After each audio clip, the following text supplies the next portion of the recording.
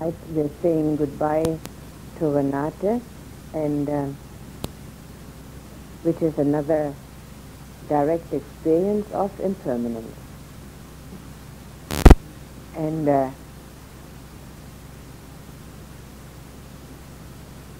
there's constant change in one's life.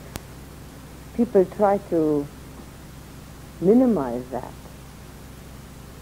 by keeping the same friends, or staying in the same house, or having the same views, or the same ego affirmations, same support systems, the same amount of money in the bank, or whatever it is that can stay the same. It's not possible. Even if you can manage to keep all those things the same, and some people do manage that, much to their detriment, of course, the feelings and thoughts are so changeable that I'm sure everyone here realizes that you're not the same person 2 days in a row. In fact, you mightn't be the same person morning and afternoon, if you identify with your feelings, which, if you didn't get enlightened meanwhile, I'm sure you do.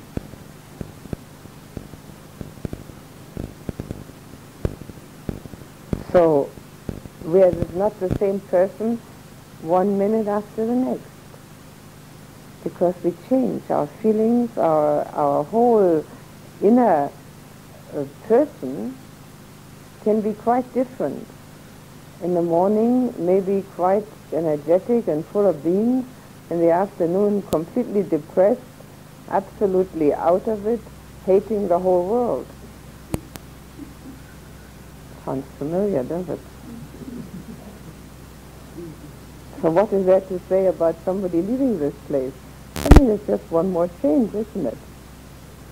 Well, basically, we're very sorry to see Renate go, because she has been a very good companion, and fully aware of dukkha, which makes her a good companion. Somebody who denies dukkha, of course, would be absolutely impossible, but everybody who is fully aware of dukkha, well, that's fine, because they fit right in, don't they? So, I'm very sorry that Renate is going, but on the other hand, I also know I'm going to see her again. You see, one can't stand this anicca, this impermanence. One's got to make it more permanent, got to see her again. And also I know that she has things to work out in the world. One thing I am sorry about, that she wasn't able to spend more time here, because I feel very strongly that this is, it is not enough a little while. If one really wants to find a change in oneself, it's slow. And this is something I'd like to say, and hopefully it may be of use, well, for everyone, but specifically to Renate, who is now going back into the so-called world, and as if the world wasn't existing here. But out there, it's just a little bit faster and a few more sense contacts. And when you get there, you might have to think about one thing that the Buddha said, and I want to give that to you as a sort of a going away idea, and talk by the Buddha. He compared his teaching to the ocean. Just as the ocean gradually deepens, when you first stand at the shore, only your feet get wet. And as you go into the ocean, go further into it, then maybe it gets wet up to your knees, and then it gets wet up all the way your whole legs. And then as you go further in, you might get wet up to the neck, and then if you have enough courage, you might really dip into the ocean and be covered by it completely. Well, it's the same with the teaching. In the beginning, One might just have one's feet in it, so to say. And if one has more courage, one keeps on walking and learning and practicing, and eventually one had enough courage to be completely covered by it. But it's gradual. Nobody jumps from the shore into the middle of the ocean where it's deep. It's impossible.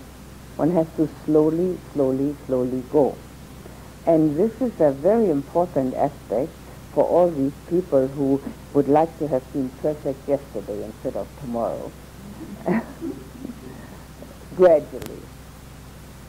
It is necessary to keep on working, certainly. But it's a gradual process. And as one works at oneself and chips away, gently but deliberately, chips away at the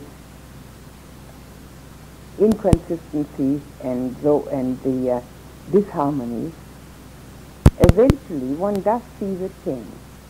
I like to compare that, the ocean is a good simile, I like to compare it to using oneself as a sculpture and also being the sculptor. When one has made a sculpture and it isn't exactly 100% the way one wants it to be, or maybe even a painting which maybe strikes more home, and it's not exactly 100% the way it should be. One doesn't take the paint pot and throw it over the painting and say, this is no use, finished, don't want to see it anymore. It would be a big mess. One takes a paintbrush and very gently and slowly and painstakingly one makes little changes until the thing looks the way one wants it to look. Or if you have a sculpture, you chip away at it to make it more even, to make it more harmonious, to make it looking more of one piece. Now, if we consider ourselves the sculpture that we are making, then obviously it's not perfect. I mean, that sculpture is not perfect. But if we have the ability to chip away at it, we can't take a hammer and bang away at it. And this is the important aspect. So if we take a hammer and bang away at this sculpture, we're more likely to take that hammer and bang away at everything in sight. Because a hammer is a hammer. And also it hurts. It hurts oneself. So gently and little by little, a gradual teaching. That's what the Buddha called it, a gradual teaching.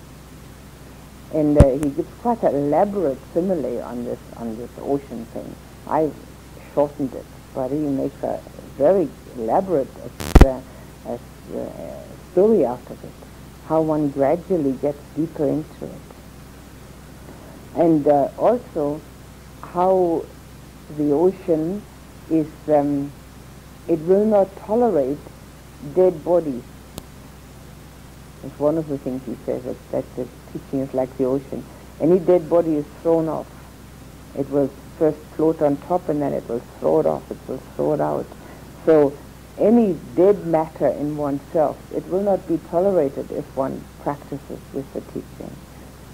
So the main aspect that I like to bring out is the gentle, gradual path.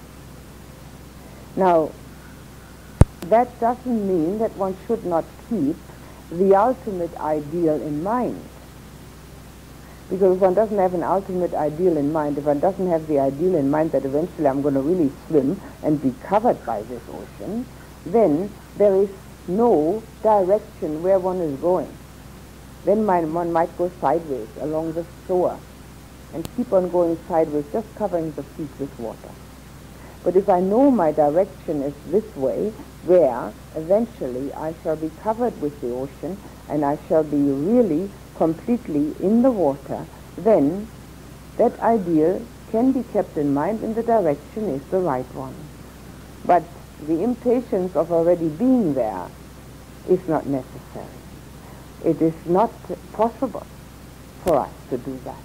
It is not possible for a baby to be impatient to be a grown-up. Even though I remember distinctly when I was 13 or 14, I was ever so pleased if somebody thought I was 15 or 16. And then when I was 30, I was ever so pleased if somebody thought I was 25. So one is never satisfied, of course, with what one is until one reaches a certain age, like now, and that's very satisfying. But the impatience of being instead of 13, 15, it is ridiculous because it's not possible, is it? It has to go its course. It has to grow. That person at 13 has to grow to become 15. Well, it's the same with us in the spiritual life. We have to grow. And there's no sense at all in being impatient, because that impatience isn't going to make anything happen.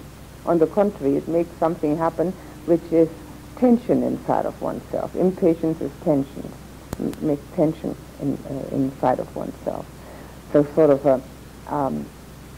as if there's a cramping together inside. You know, why am I not there already? Well, because I haven't grown up yet. That's why I'm not there already. It's very simple. And the growing process is just what it implies. A slow, gentle, but gradual process. And if one has practiced, let's say, just as an example, for 10 years, and then looks back and says, now 10 years ago that would have upset me, but now I don't feel a thing. Then one knows one has practiced. But if one looks back after 10 days, nothing. Absolutely nothing. And even after 10 months, not much. But after 10 years, yes. But that doesn't mean that nothing has happened in those 10 years. Something happens all the time. Every moment, just like this baby growing up, is growing up all the time, and yet it takes a while to become 15 or 25 or 50 or whatever this little person wants to be. And it's growing constantly. So there's something happening all the time, and yet in a small child you can't see the change constantly, and in a grown-up even less. You can't see a person that's 40 or 50 changing every moment until maybe they're 70. Then you see a change. And yet they've changed every moment. I mean physically. Constant change. And after 20 years you see a big change. But spiritually it's exactly the same. There's a constant change. But only after 10 years maybe will you find in yourself a big change. And then you can pat yourself on the back and say, well, I must have practiced even though I didn't notice it. But meanwhile, one has to accept the fact that practice in itself is the reward. And this is a very important thing to remember. Action for action's sake, not for the result. And that holds true for everything. Only then the action becomes no strength. It's totally without a strength. That's when people have abundant energy and no worries. Because the action is done for action's sake. The action is done, and whether with good intention in mind, of course, and with the right direction, and then that's it, finished. That's it. Nothing else. There is no, is it going to work out? Is it going to come out all right? Am I going to become enlightened? Am I going to be perfect? Am I not going to be perfect? Is my neighbor going to love me? Is my partner going to love me? Are my children going to love me? Am I going to be more lovable, less lovable, and equally lovable? Am I going to be the way I really thought I was going to? Nothing like it. Are the flowers all going to grow? Who knows? If they don't, big disappointment.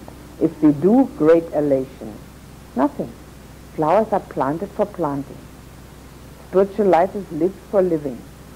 There's no other reason for it. The results are karmically influenced, and they have their own volition. If that work was done correctly and the karma is in tune, everything will work out fine. If the work was done incorrectly and the karma is not in tune, something will go wrong. So, but the action done for action's sake brings joy. The action done for result's sake brings worry. Because one worries about the fact whether it's going to work out the way I want it to work out. And there's the I want in there. And the I want is the second noble truth, the noble truth of craving, which is the direct cause for all dukkha. Simple, isn't it? So simple, but not easy. Because the ordinary human being that isn't practicing always wants a result. Everybody wants a result. It's like investment brokers. They invest the money and they want a result. They want to make money. We're like investment brokers. We're investing a few hours of meditation, so we expect to have a result from it. We're investing some looking at ourselves, so we want a result. We're going to be perfect. Or something, near perfect, or half perfect, or whatever we've got in mind. Whatever it is that we've got sorted out. But we're not investment brokers. We are people who are on a spiritual path to become super mundane. And so we've got to let go of getting something for what we are giving. There's nothing to get. There's only to give. There is to give oneself, one's time, one's effort, that's all. And whether it's flowers one is planting, or whether it's seeds one is planting in one's heart, or heart of goodness, makes no difference. They will grow if the planting has been done properly and if the karma allows it. And they will not grow if they have not been planted properly and if the karma doesn't allow it. And always, as with flowers, some will grow and some won't. You can never have 100% harvest. It's impossible. So what did I say? 80%? No. 75% is fine. 75% is great. You get a wonderful garden. Beautiful. But not looking to see. It's that thing about putting seeds in the garden, giving a little child some carrot seeds and saying, now if you plant these in the garden, you're definitely going to have carrots, right? But you must water every day. Excellent. So the girl goes outside, puts the carrots and the seeds in the garden, puts water over it, and next morning goes out to look. What? No carrots? So she digs up the seeds. What? No carrots? Brings the seeds into her mother. Look, Mommy, no carrots. Just seeds. That's what we do. We look at our seeds and think, what? Hasn't grown yet? What is there to expect? The seeds need watering, that's all. And they need to be covered, and they need to be left there, and they need to be watered, and all the weeds pulled out constantly. And when we pull out the weeds, then these seeds have a wonderful chance to grow. And as we do this, the joy lies in the gardening itself, not in getting the carrots. If we do get them, well, that's an extra bonus. That's wonderful. So we give everybody carrot to eat, marvelous. But the joy lies in the doing of it. So if we have that joy in the doing, then it works very well. So not to look at the results, not to check the results all the time. Somebody in Colombo said to me, now that she's meditating, one of my meditating ladies there, well, there aren't too many of those, said now that she's meditating, her family and her friends are looking at her critically. Why is she still nervous? Why is she still getting upset? You know? Well, I've had the same experience. Last year or the year before, I forget now, I think 2 years ago, one of my envelopes with the mail sent from Australia with all my letters in it got lost. I never got it. I was my 25, 30 letters in it. And when I got back to Australia, I tried to, sort of inquire, find out what happened to it, where is it, what's going on. So the monk said to me, "Oh, your meditation is that good. What is there to worry about your mail?" I mean, what's the one got to do with the other? There's no connection. But this is it, the immediate result of sitting in meditation. You're sitting in meditation on cloud 9, and you never have to think about him. These are ideas, ideations. These are the things that people, in America, it's called, if you're so smart, why ain't you rich?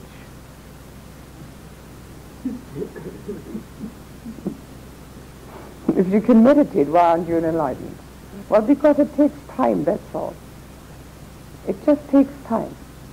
It takes time, it takes continuity, it takes perseverance, it takes determination, and it takes lovingness towards the practice. And if one can't love the practice, one cannot continue. You cannot do, nobody can do anything for any length of time that they don't love. It is impossible. One becomes a twisted human being if one continues to do something that one has to force oneself to do. Now, we all know we should love the practice. I ought to, one of those ought tos. Well, that's not good enough. The ought to. It's just like I ought to love my mother. And if I don't love my mother, then what? Well, what's there to do? One starts working on it, that the love can arise. There's no use telling oneself one ought to, and then let it go at that. One's got to find inside of oneself enough insight, and enough openness, and enough understanding, so that the love can arise. The love towards that which will eventually take care of all that is dukkha. But not by making the world better. That's not the aim of this practice. The Buddha wasn't able to make the world better. Jesus Christ wasn't able to make the world better. None of the great spiritual masters have been able to make the world better. People continue to have wars. In fact, the wars got worse and worse. The only way to get rid of the dukkha is not even to make oneself better. The only way to get rid of the dukkha is to lose this one who is having the dukkha. And while that sounds all very well and all very nice, it's a bit of a heavy thing to do, because the one who's going to be lost is the one who's practicing. So what's there to do? The only thing to do is to keep on practicing and not to look for the results.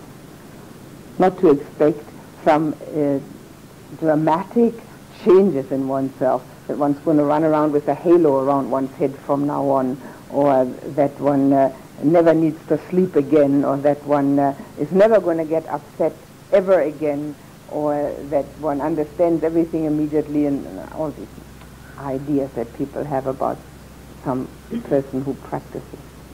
Nothing. Gently, slowly it happens. And that it does. Gently, slowly it happens. But there has to be love for the practice. There has to be a lack of looking for a result. No looking for a result. Just the action. And there has to be this understanding that whatever grows takes time. And when it is something that is strong, that has to grow in a strong way, it takes a lot of time. A huge oak tree takes a long time. A small, puny little flower, it can come up in a week. But an oak tree might take more than one lifetime of a person to grow. So a strong thing, a big thing, something that is so mighty, like enlightenment, that takes time. And every little growth is a cause for rejoicing. The greatest rejoicing is in the practice itself. By knowing that one is doing that, which is the highest and the most elevated possible action in this world of human beings. There is nothing higher. One can go from one end of this round little globe to the next end, and one can poke in every corner and know every country and speak to people everywhere. There is nothing higher to be done except the practice on this spiritual path, which will lead out of all dukkha, because on one's way one is going to already be a light to those around one with whatever light one has already gained inside of oneself. So patience. Patience, looking at oneself with the love of a sculptor for his own sculpture, with a love for the practice, and no looking for results. Just keeping on going as if it was one's own natural habitat. And it will become that. If one keeps on practicing, it becomes a natural thing to be introspective under all circumstances, no matter where and what. It becomes the most natural thing to do. And with that comes more insight into oneself. So whether one reads the books or doesn't read the books, whether one is in the world or in the nunnery, it doesn't matter. It's all one and the same as long as one practices. So what I would like to wish Renate is that she has much opportunity to practice and much joy in the practice, and can impart that joy to those around her, and that her life in the world will reflect the life she has had here, so that she can see when she looks back after some time that it has really sown the kind of seeds which she wanted. And we are not going to say goodbye, but we can say the German Auf Wiedersehen, which means we can see you again, or we can say the French au revoir, which means exactly the same thing. It's only the English people who say goodbye to each other. The people on the continent are far more sentimental. They want to see each other again. So with that, I wish you a life in the Dhamma. I can't wish you anything better than that. But a life in the Dhamma. And I look forward to seeing you in Rosenburg and you telling me how you have fared in the meantime.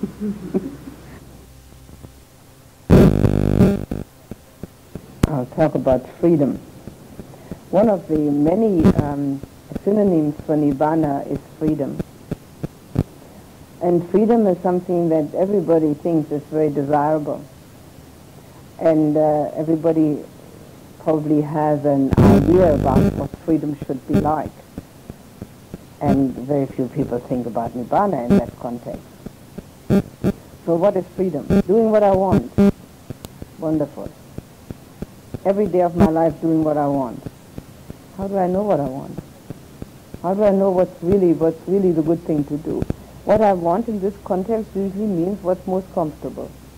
Sleeping as long as possible, eating only the things I like, having all the right climate. If it isn't outside right, put on air conditioner. Doing those things which are pleasant, create pleasant feelings. Well, that isn't freedom, is it? Because one is a slave to one's sense contact. That's all one has. Trying to get the pleasant sense contact.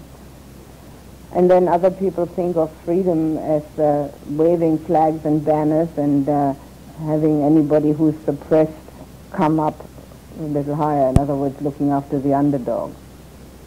whoever happens to be the underdog, maybe women, maybe third world countries, maybe neglected children, maybe puppy dogs, anything that happens to be not looked after in the way one thinks they should be looked after, or animals that are being experimented with. I mean, they're all worthy causes, but there's no end to them. So freedom is to get those suppressed beings a better situation in life. Well, that too isn't freedom, is it? Because, again, whatever better situation they get, they'll have to fight somebody. There has to be some sort of fight going on so that their situation gets changed. And then, when they finally get a little better situation, it still isn't free, is it? It's not free of dukkha. What other things can we have for freedom? Going where we want to go, at any time we want to go. Well, that's very tedious and tiring, I can assure you. Extremely tiring. Nobody likes to keep that going for any length of time. Nobody telling me what I ought to be doing. Is that freedom? Who's gonna know what's the best thing to do? Means that oneself is the only one that knows what's the best thing to do. These are the usual kinds of freedoms, or having lots of money, of course. That's a very popular one, because with lots and lots of money, of course, you can buy anything. Go anywhere, do anything. Well, having lots and lots of money is about the least freedom there is. It's got to be looked after. Very unpleasant business to look after that. And one doesn't have lots and lots of money, and one's got to make some. Well, there's also no freedom in that, is there? So the ideas of freedom, which are in everybody's mind in a different way, may be also not to believe anything. I'm a free spirit. I've heard that one several times. I'm a free spirit. Whatever spirit one is. A free spirit is someone who doesn't believe anything. Just doesn't have any affiliations. Completely free spirit, doesn't stick around in any relationships for any length of time. Anything. Anything may mean being a free spirit. It's arbitrary, whatever anybody believes it means. It may mean that one reads all the revolutionary books, or that one has considers sexual freedom important, or whatever one thinks is freedom. That was very popular in the 60s. I think we've forgotten that in the 80s, that sexual freedom means freedom. A very popular pastime in the 60s and the 70s. I think the 80s got themselves organized that way a little better. But because it was found to be just the opposite. And that's a very good example, because sexuality has in all cultures and at all times had some sort of organization about it. It's not always the same kind of organization that we know or have known, but there's always been some sort of restriction put on it. And then, at some time, and again in our lifetime, there was thought freedom means there's absolutely no restriction. None. And the result was absolute misery. For everybody who was concerned in it. Total and utter misery. And America, of course, was in the forefront of that.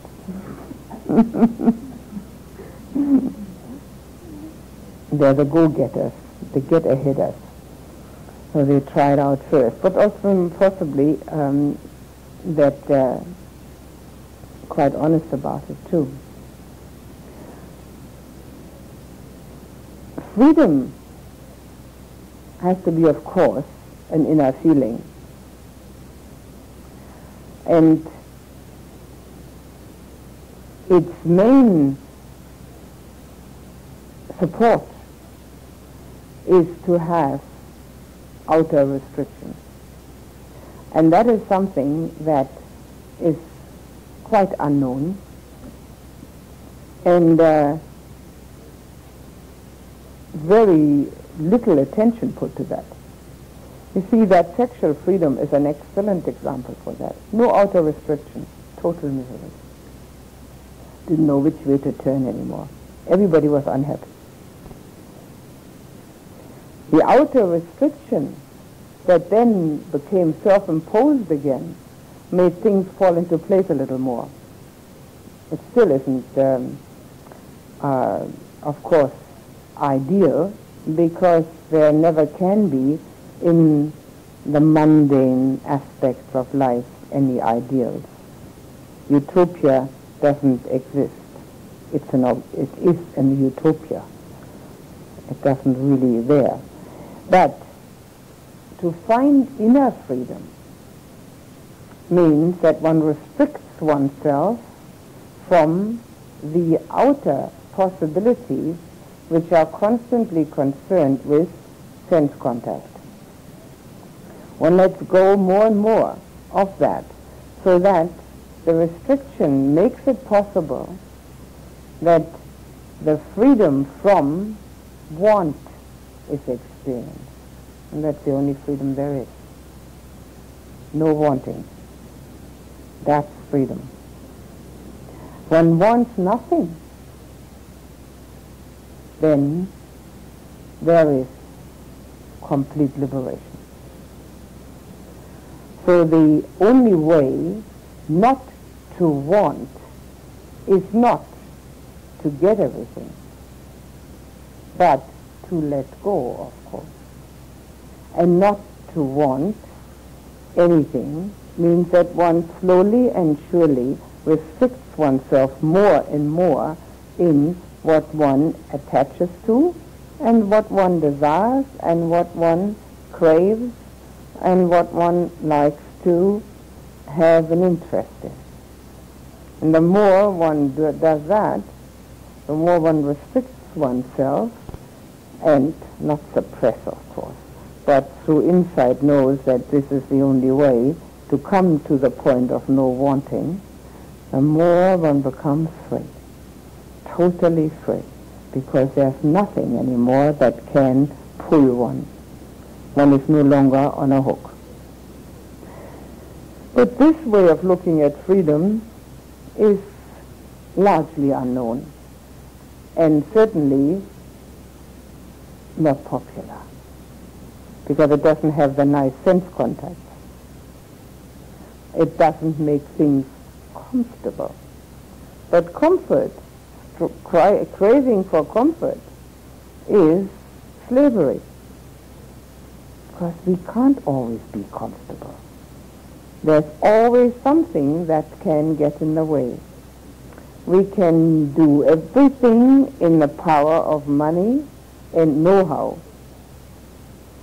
People have totally air-conditioned apartments and houses. They have everything is climatically or controlled, whether it's too hot or too cold. Their washing machines work. They don't have to scrub anything. Their microwave ovens turn on and off by themselves. Their telephones answer themselves. I've watched all that. Where? In California, of course. Telephones talk to each other even. The owners aren't there, so they talk to each other. And who's happy? Who's free? Nobody. Completely caught in that slavery of making it more comfortable. Rationalized and explained by, yeah, but I haven't got the time to look after all these things, so I have to do something else. So that's fine. Whatever rationalization doesn't really matter. But these things which are supposed to free one from discomfort are the most binding aspects of a life. They make life even less free. One becomes dependent on them. I remember quite some time ago, it might be 15 years or so ago, that there was a power failure in New York City. People died. Couldn't live without the power. It was impossible. They didn't know how they couldn't heat their rooms, couldn't get up and down from these skyscrapers that totally depend on electricity. It wasn't the people's fault, of course. I mean, the whole place is organized that way, to be dependent on electricity. What a misery to be dependent on something like that. So, this is certainly slavery. To be dependent on the outer comforts, on the things that bring that comfort, or supposed to bring it, and the attachment to it. What our precepts do for us is largely free us from many of those attachments. They give us a structure in which we can let go of many of the ordinary, everyday attachments and comforts that people take for granted. And while taking them for granted, they are actually dependent upon it.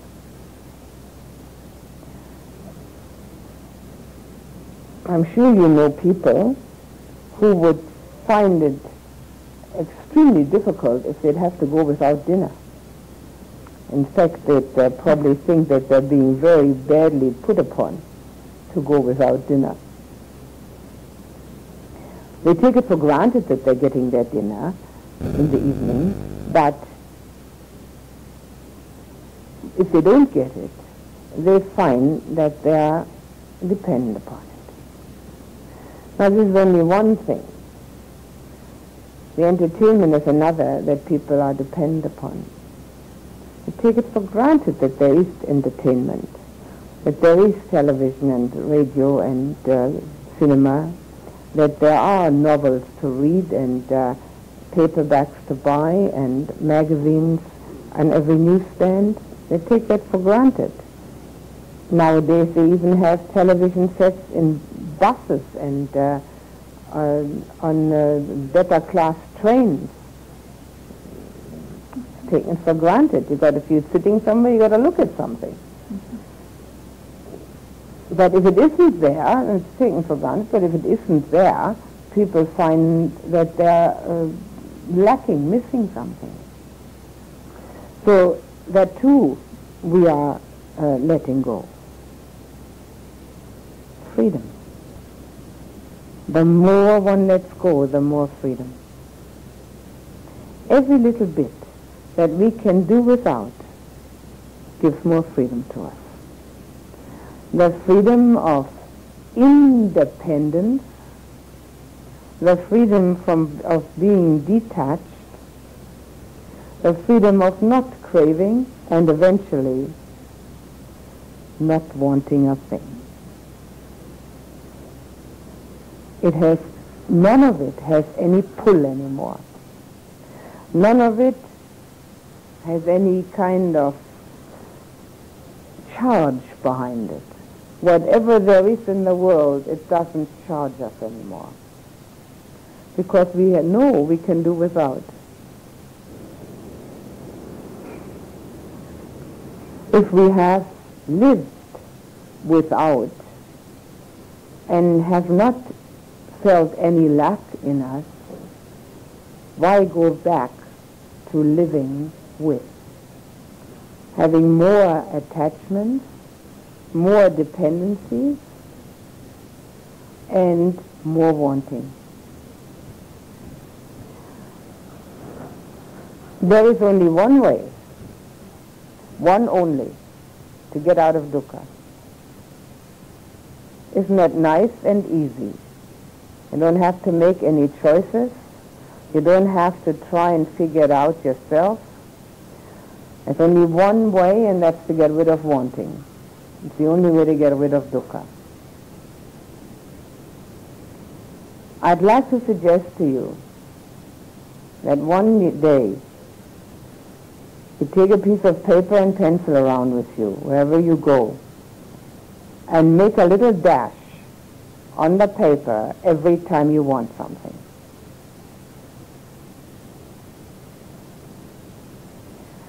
You'll be surprised how many little dashes you make. The don't wants are the same. I don't like to be hot.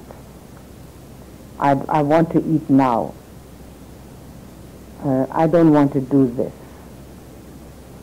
I want to get rid of this backache or headache or whatever it may be, or the discomfort. I want to get up from the meditation. I don't want to sit any longer. I want to lie down. I'm tired. Every one of them is want. I wish they'd be quiet. I want to meditate. I wish they'd come and talk to me. I feel lonely. Every one is a want. Every one is dukkha. Every single one. Because every single one has appeared because there has been a feeling of dissatisfaction. Make a note on a piece of paper how many dissatisfactions. And then when you see that there has been in one day something like, at a guess, the ones you can catch, between 60 and 80, maybe that will help to drop a few and see how wonderful that feels. It doesn't matter. Because the one that gets gratified, it arises again. You're going to be hot again, you're going to be tired again, you're going to be uncomfortable again, it's going to hurt again, it's going to do this again and that again. The whole thing comes over and over again. So why not drop it the first time? Just let it go. The more we can restrict ourselves in that way, obviously it's impossible to do it fully, that's the matter for an arahant, but the more we can restrict ourselves, the happier we'll be. If you see somebody walking around with a smiling face, you can be sure they don't want anything at that moment. They're happy. You've got a mirror? Take a look. Just take a look and see. When there is that understanding that freedom means only that one has restricted oneself to the point where nothing has a charge, nothing is a hook. We can't get hooked any longer. We've given it up. We've let go and realized that out there, all of that is sense contact and makes us slaves. Dependency. Dependency on people, dependency on approval, dependency on appreciation, dependency on quiet, dependency on noise, whatever it may be. Anything we want creates our dukkha. The more we let go, the freer we are. The freedom of not wanting is the freedom of nibbana. You can experience moments of it. Try. For instance, if one is uncomfortable, which is not difficult, everybody gets uncomfortable, let go for one moment only the wish to be comfortable. And the whole thing is nothing. It doesn't exist. It's gone. No rationalization, yeah, but everybody should be comfortable. Nothing like that. Or I may die from this, or it may be very, very dangerous, or whatever. Of course we're going to die from it. If we're not going to die from this, we're going to die from something else, that's for sure. We're definitely going to die from a heart that's going to stop. It's guaranteed. Whatever else we're going to have. One moment of dropping whatever it is that we're looking for to get. Maybe we could drop for one moment that everybody should like us. it's a totally erroneous wish anyway. It can't happen to anybody. It didn't happen to the Buddha. It didn't happen to Jesus Christ. Why should it happen to us? Can't possibly happen that everybody likes us.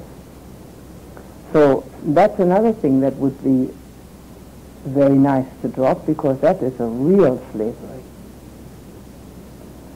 Or maybe some people like to behave the way others think, with the way they think others think they should.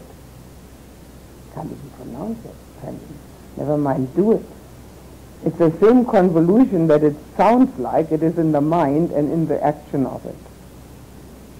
A totally convoluted way of acting and thinking. Our precepts are designed to keep us in check. They're very basic.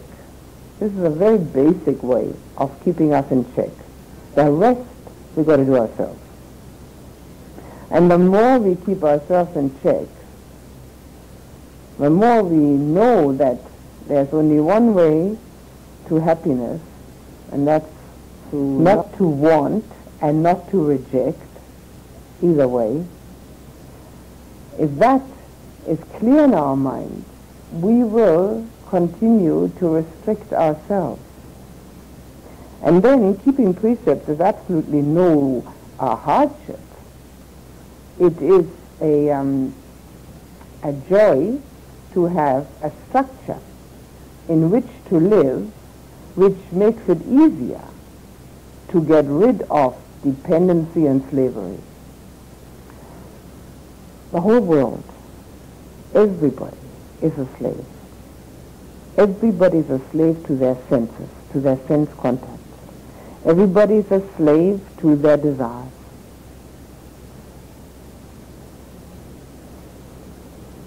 One quality alone with which all power won, gone beyond desire. That's where power comes from. Personal power. Like Castaneda. No desires. It doesn't matter. Because that, what one has restricted oneself with, has created the kind of structure for oneself in which we can live totally independently. See, one time the Buddha didn't get any alms food.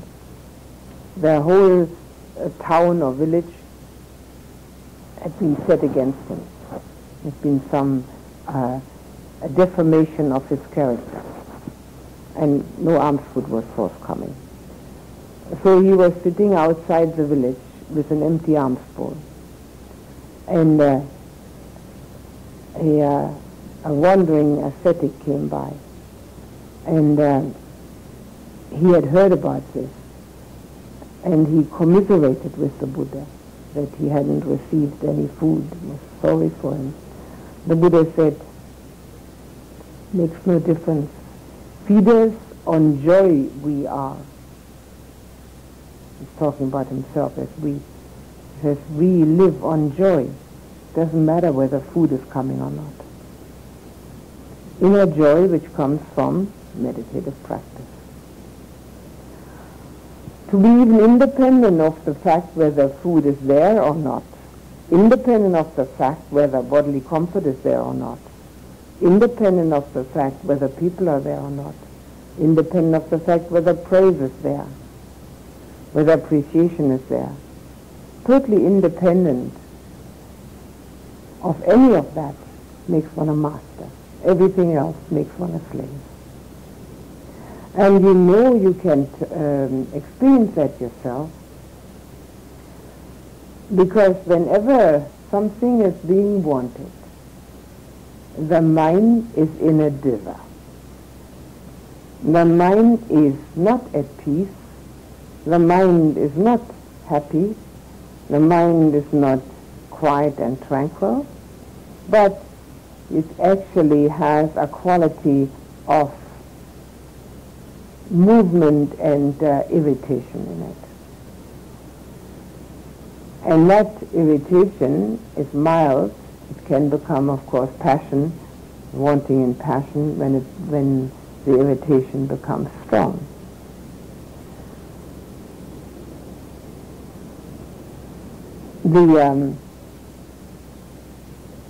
This is one very good reason, which has just occurred to me, that the Bhikkhuni Sangha should be resurrected. All other reasons, I think, have already occurred to me, but this one hadn't. Namely, that the more precepts one needs to keep, the more one restricts oneself from worldly desires and sensual contact, the easier it is to find freedom. Complete freedom, complete liberation. The restriction makes it possible to let go. To let go of all that which is available to human beings. And as we let go more and more, we can find within us the mastery over our desires. And to be a master over one's desires means that one has lived the holy life to its end.